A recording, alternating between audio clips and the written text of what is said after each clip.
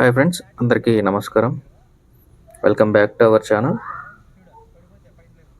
Present మనం నల్లచెరువుపల్లె అనే ఊర్లో అయితే ఉన్నాము.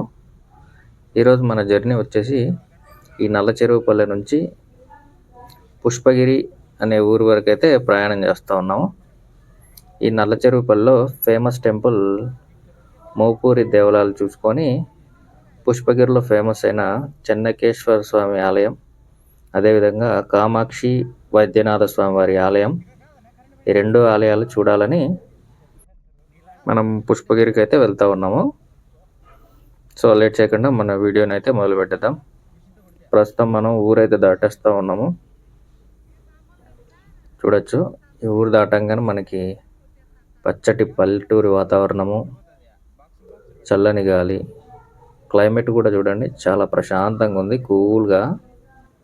సో ఇదొక ఎక్సలెంట్ జర్నీ అవబోతుంది. ఇది ఒక స్మాల్ రోడ్ ట్రిప్. ఈ నల్లచెరువుపల్లె నుంచి పుష్పగిరి సుమారు 60 కిలోమీటర్ల దూరం ఉంటుంది. ఇక్కడ చూడండి, ఎదురుగా ఒక బ్రిడ్జ్ కనపడుతూ ఉంది కదా, ఆ కనపడే బ్రిడ్జ్ వచ్చేసి Amaravati Bengaluru greenfield highway bridge. అది ఇంకా గ్రీన్ఫీల్డ్ హైవే వర్క్లు అయితే నడుస్తూ ఉన్నాయి. ఇక జర్నీ విషయానికి వస్తే మనం ప్రయాణిస్తున్నది మన పర్సనల్ వెహికల్లోనే.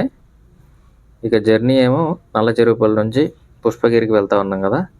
ఈ పుష్పగిరి వచ్చేసి సుమారు ఒక 60 కిలోమీటర్ల దూరం ఉంటుంది. ఈ 60 కిలోమీటర్ల దూరము టైం అయితే దాదాపు గంట నుంచి గంట 30 నిమిషాలు పట్టొచ్చు. ఎందుకంటే మనం వెళ్తా ఉంది హైవేలో కాదు కాబట్టి అంతా పల్లెటూరులో గుండానే మన ప్రయాణం సాగుతుంది. ఇక్కడ చూడండి, ఇప్పుడే మనం హైవేని టచ్ అవుతా ఉన్నాం. ఇలా లెఫ్ట్కి వెళ్తే మనం కమలాపురం సైడ్ వెళ్తాం, ప్రొద్దుటూరు ఆ సైడు. ఇట్లా రైట్ సైడ్ వెళ్తే మనం వెంపల్లి సైడ్ వెళ్తాం. కాకపోతే మనం వెళ్ళాల్సింది పుష్పగిరి కాబట్టి వయా కమలాపురం వెళ్తాం మనం. ఇక మనకి దారిలో వచ్చే మెయిన్ పాయింట్స్ కమలాపురం ఒకటే. ఒకసారి చూడండి, లెఫ్ట్ రైట్ సైడ్ కూడా అన్ని పంట పొలాలే, ఎక్కడా కూడా పంట సాగు చేసలేదు. మీ ఎదురుగా చూసినట్లయితే మేఘాలు అయితే దట్టంగా ఉన్నాయి, వర్షం పడుతుందేమో చూడాలా ఈరోజు. కానీ ఇక్కడ నుంచి ఒకసారి చూడండి, వ్యూ మాత్రం నెక్స్ట్ లెవెల్, చాలా బాగుంది చూడ్డానికి.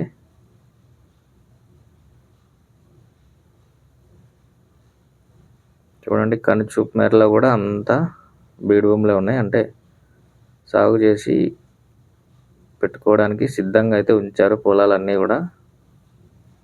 ముఖ్యంగా ఈ ఏరియాలో అంతా కూడా వాణిజ్య పంటలే సాగు చేస్తారు. వర్షాభావం మీద ఆధారపడి ఉంటారు రైతులంతా కూడా.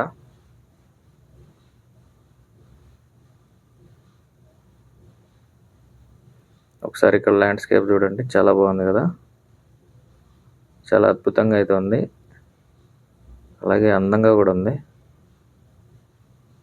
పైన ఆకాశం, మబ్బులు,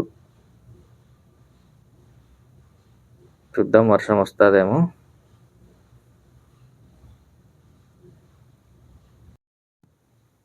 మన జర్నీలో నాకు నచ్చిన విషయం ఏంటంటే ఈ రోడ్లన్నీ చాలా ప్రశాంతంగా ఉన్నాయి, అసలు ట్రాఫిక్ అనేదే లేదు.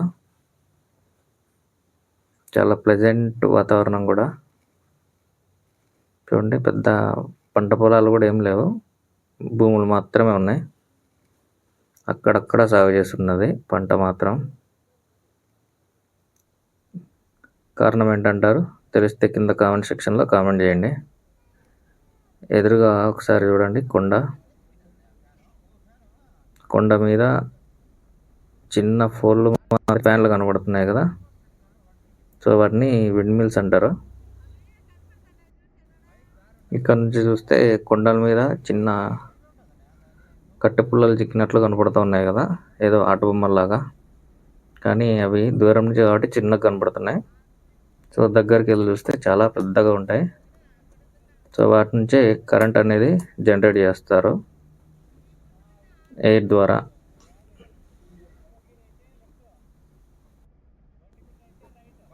ఇక్కడ ల్యాండ్స్కేప్ మాత్రం చాలా అద్భుతంగా ఉంది, దూరంగా కనపడుతుంది కదా. మేఘాల నుంచి వర్షం అయితే చిన్న కారినట్లు అనిపిస్తూ ఉంది కదా. సో అక్కడక్కడ కొంచెం గ్యాపుల్లాగా కనపడుతూ ఉంది. చూద్దాం, మనం ముందుకు వెళ్ళే కొద్ది ఏమన్నా వర్షం పడుతుందేమో. చూడండి, ఇక్కడ కూడా ఒక హైవే టచ్ అయినాం. ఇట్లా రైట్కి వెళ్తే వెంపల్లె, లెఫ్ట్కి వెళ్తే ప్రొద్దుటూరు. ఈ జర్నీలో మీకు ఒక ముఖ్యమైన ప్లేస్ కూడా చూపిస్తాను. సో అదొక ఫేమస్ సిమెంట్ ఫ్యాక్టరీ.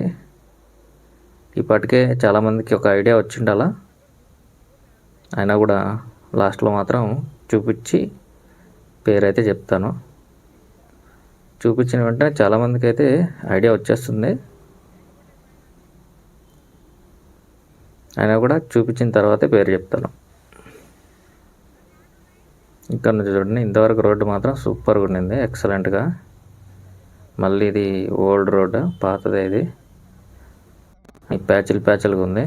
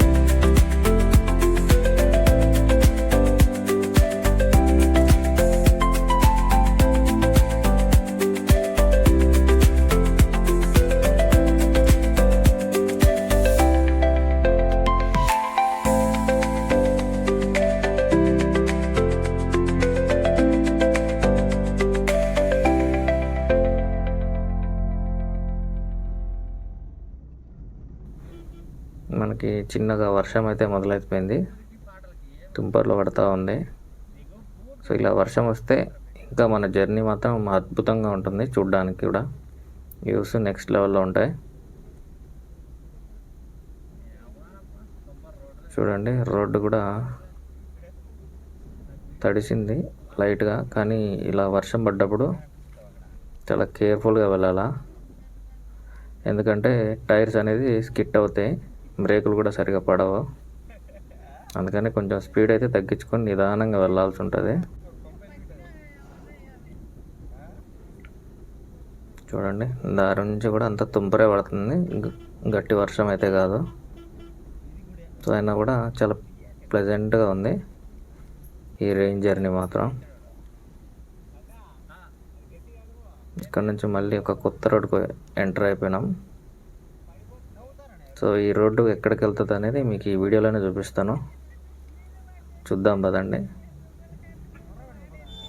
సో ఇంతకుముందు నేను వీడియో తీయలేకపోయాను, కానీ లిటరల్లీ ఆ రోడ్డు ఎలా ఉంటుందంటే అన్నీ కూడా గుంతలే. ఆ గుంతలన్నీ ఎంత పెద్దవంటే కనీసం మనకి ఒక 3-వీలర్ ఆటో ఆ గుంతలో పట్టే అంత పెద్దవి. సో వర్షం వచ్చినప్పుడు కానీ వాటిలో నీళ్ళు ఉన్నాయంటే, కొత్త వాళ్ళు వచ్చినప్పుడు మనలాంటి వాళ్ళు తప్పనిసరిగా దాంట్లో అయితే మునిగిపోతారు. సో అంత పెద్ద గుంతలు. సో అలా గుంతలు పడడానికి మెయిన్ కారణం ఈ రూట్లో తిరిగే సిమెంట్ లారీలు. ఎందుకంటే ఈ ఏరియాలో అంతా కూడా సిమెంట్ ఫ్యాక్టరీలు ఎక్కువగా ఉంటాయి. సో హెవీ లోడ్ వెహికల్స్ వెళ్ళడం వల్ల రోడ్ అనేది తొందరగా డ్యామేజ్ అవుతూ ఉంది. అందుకని కొత్త వాళ్ళు ఎవరన్నా ఈ రూట్లో ప్రయాణిస్తే చాలా కేర్ఫుల్గా డ్రైవ్ చేయండి అని చెప్తాను. సో ఇది నా సజెషన్ అండి. ఎదురుగానే మనకి సిమెంట్ లారీ, ఎంత లోడ్ లారీ చూడండి. వాడు మనకంటే స్పీడ్ వెళ్తూ ఉన్నాడు. ఎంత స్పీడ్గా వెళ్తున్నాడు చూడండి, వర్షంలో కూడా ఆగకుండా. మనం ఓవర్టేక్ చేయాలని చూసినా కూడా సాధ్యపడట్లే, అంత స్పీడ్గా వెళ్తున్నాడు.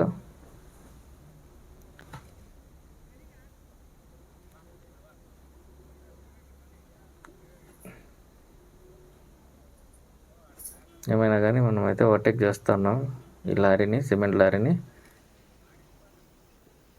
సో ఈ లారీల వల్ల ఏంటి ఉపయోగం అనేది నాకు తెలీదు, బట్ సిమెంట్ని అయితే ట్రాన్స్పోర్ట్ చేస్తే అది ఏ విధంగా అనేది తెలిస్తే కింద కామెంట్ సెక్షన్లో కామెంట్ చేయండి. ఇక్కడ వర్షం అయితే ఒక మోస్తరుగా పడినట్లుంది, ఇప్పుడే కొంచెం కూడా తేమగా ఉంది చూడండి. డ్రై రోడ్, కానీ ఇలా వర్షంలో ప్రయాణం చేస్తే ప్రయాణం మాత్రం చాలా అద్భుతంగా ఉంటుంది. నాకైతే వర్షంలో ప్రయాణం చాలా ఇష్టం. మీలో ఎంతమందికి ఇష్టమో కింద కామెంట్ సెక్షన్లో కామెంట్ చేయండి.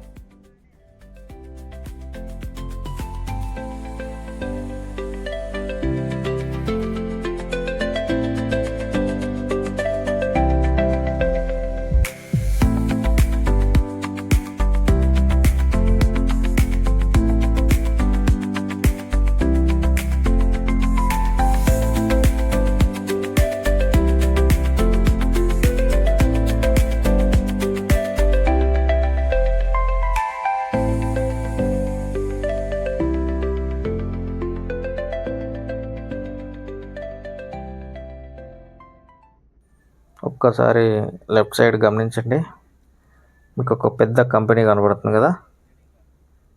ఇందాక మీకు వీడియోలో చెప్పింది ఈ కంపెనీ గురించే. ఇది ఒక famous cement company, cement manufacturing company ఇది. సో ఈ కంపెనీ ఎక్కడ ఉందనేది చూపిస్తాను చూడండి, చాలా పెద్దది. One of the biggest cement producing company.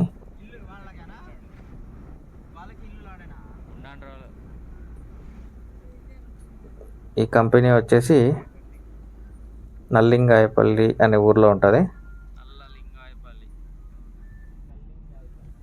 So ఇందాక నేను చెప్పిన ఊరు కూడా ఇదే, ఈ ఊరే నల్లింగాయపల్లె. ఈ ఊరు నుంచి మన వీడియోని ఎంతమంది చూస్తున్నారో కింద కామెంట్ సెక్షన్లో కామెంట్ చేసి మన వీడియోని అయితే లైక్ చేసుకోండి.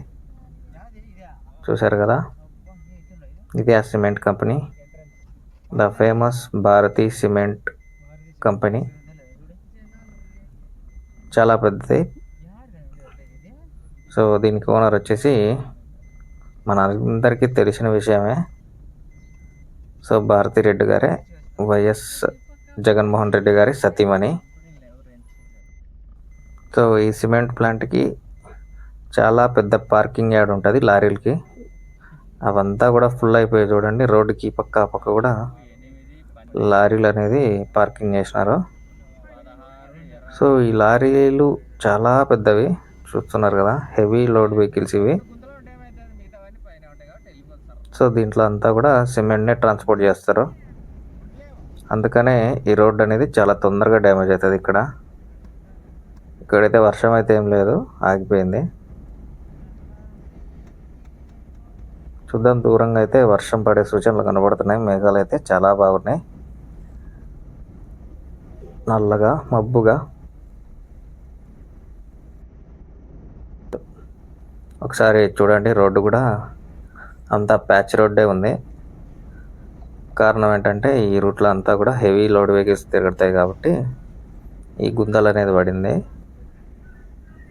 ఈ రూట్లో ఎక్కువగా తిరిగేదంతా కూడా సిమెంట్ లారీలే, ఎందుకంటే ఈ ఏరియా మొత్తం అంతా కూడా సిమెంట్ ప్లాంట్లే ఉంటాయి. ఎందుకంటే కడప జిల్లాలో ఎక్కువగా దొరికేది సున్నపురాయే కాబట్టి. చూడండి చాలా బాగుంది కదా రోడ్డు మాత్రం.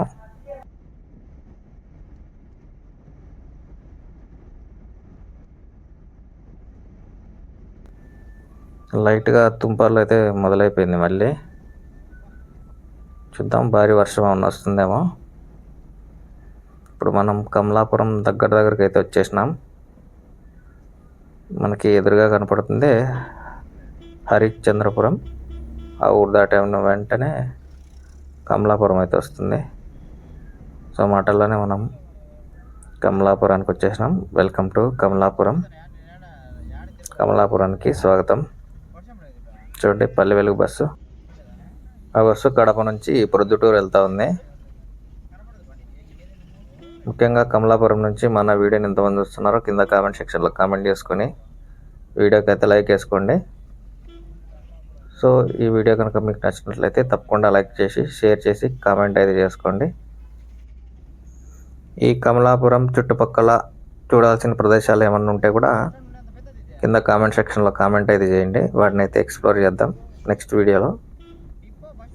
అలాగే ఒక మంచి డివోషనల్ ప్లేస్ ఉన్నా కూడా చెప్పండి మీరు కామెంట్లో. కమలాపురంలో చూడదగిన ప్రదేశాలు. ఇప్పుడే మనం కమలాపురం అయితే క్రాస్ చేసేసి ముందుకు వచ్చేసాము. సో ఇక్కడ నుంచి కొంచెం దూరం వెళ్ళంగానే మనం లెఫ్ట్ సైడ్ యూటర్న్ తీసుకుంటాం. HP petrol pump Kamalapuram. ఇలానే ఇంకా కొంచెం ముందుకెళ్ళి లెఫ్ట్ సైడ్ అయితే డైవర్షన్ తీసుకుంటాము.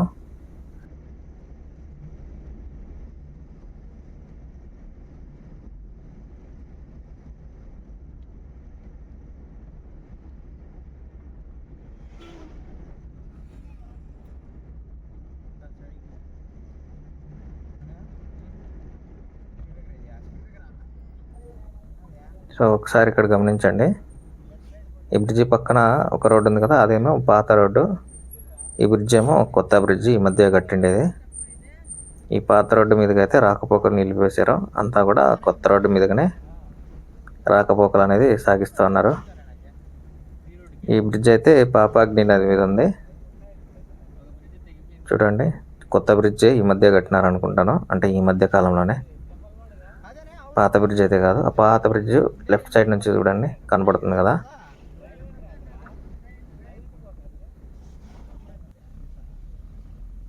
సో ఇప్పుడే మనం బ్రిడ్జ్ దాటి కొంచెం దూరం రాగానే ఇట్లా లెఫ్ట్ సైడ్ డైవర్షన్ తీసుకున్నాము. సో ఈ పాపాగ్ని నది అనుకున్నాం కదా, అదైతే పెన్నా నదికి ఉపనది.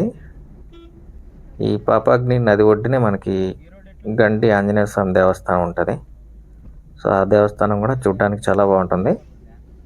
వేంపల్లి నుంచి చాలా దగ్గర, ఇడుపులపై నుంచి అయితే ఇంకా దగ్గర. ఆ గండి టెంపుల్ అయితే వెంపల్లి రాయచోటి రహదారి మధ్యలో ఉంటుంది.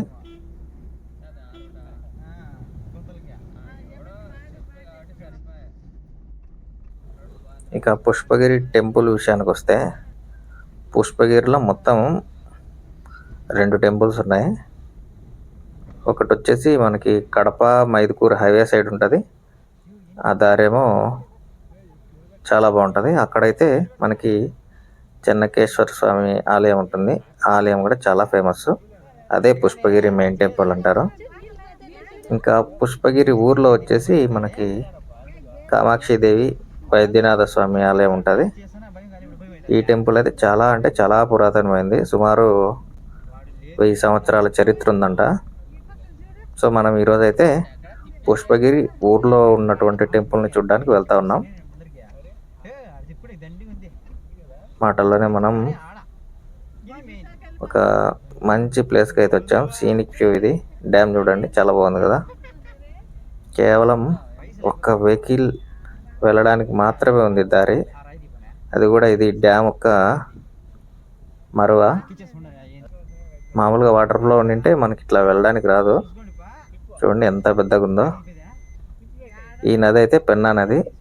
ఈ డ్యామ్ వచ్చి పెన్నా నది మీదే ఉంది. చూస్తున్నారు కదా, వ్యూ మాత్రం అదిరిపోయింది, నెక్స్ట్ లెవెల్. చూడండి వాటర్ ఫ్లో పైన ఆగున్నాయి. చూడండి ఎక్సలెంట్ వ్యూ. నాకైతే ఆ డ్యామ్ అయితే చాలా బాగా నచ్చింది. అక్కడ కొద్దిసేపు స్టే చేసి మళ్ళీ పుష్పగిరికి అయితే ప్రయాణం కొనసాగిస్తూ ఉన్నాం. ఇంకా పుష్పగిరి ఊర్లో అయితే వైద్యనాథ స్వామి ఆలయం ఉంది. ఇది చాలా పురాతనమైనది కదా. పుష్పగిరి నుంచి మళ్ళీ మనం అవతల ఉన్న చెన్నకేశ్వర స్వామి ఆలయానికి వెళ్ళాలంటే కేవలం ఆ గట్టు ఈ గట్టు మాత్రమే. కాకపోతే మనకి నదిలో నుంచి వెళ్ళడానికి పర్మిషన్ ఇయ్యరంట. ఎందుకంటే నదిలో నీళ్లు చాలా లోతుగా వెళ్తాయంట. అందుకనే మనం సుమారు పుష్పగిరి ఊర్లో నుంచి 14 కిలోమీటర్ల చుట్టూ తిరిగి చెన్నూరు మీదుగా అయితే చెన్నకేశ్వర స్వామి ఆలయానికి చేరుకోవాలా. అదేవిధంగా చెన్నకేశ్వర స్వామి ఆలయం నుంచి ఇక్కడ వైద్యనాథ స్వామి ఆలయానికి రావాలన్నా కూడా సేమ్ అంతే, 14 కిలోమీటర్ చుట్టూ తిరుక్కొని రావాలా. సో అదొక నాకు ఆ విషయం అయితే చాలా డిసప్పాయింట్గా అనిపించింది. చూడండి ఊరికి దగ్గర పడే కొద్దీ చుట్టుపక్కల ఈ పక్క పక్క పచ్చదనం అయితే చాలా బాగుంది. పంటలు బాగా సాగు చేస్తున్నాయి. వేరుశనగ పంటే. గ్రీనరీ అయితే అదిరిపోయింది. ల్యాండ్స్కేప్ మాత్రం సూపర్ ఉంది. చూడండి సాయంత్రం సమయంలో మన సరదా ప్రయాణం నాకైతే చాలా బాగా నచ్చింది. ఇదే పుష్పగిరి ఊరు. సుమారు 1.5 గంట జర్నీలో మనం కమలాపురాన్ని, చిన్న చిన్న డ్యామ్ని కూడా దాటేసుకొని ఇక్కడికైతే చేరుకున్నాం. Welcome to Pushpagiri. చాలా బాగుంది కదా. చూడండి ఇది ఓల్డ్ టెంపుల్, ఇది మెయిన్ టెంపుల్ కాదు. ఇదండి ఈ వీడియో. ఈ వీడియోని ఇక్కడితో ఎండ్ చేస్తున్నాను. ఈ వీడియో నచ్చితే లైక్ చేసి, షేర్ చేసి, కామెంట్ అయితే చేసుకోండి. మళ్ళీ ఒక మంచి వీడియోతో మీ ముందుకు వస్తాను. Until then bye bye. జై హింద్.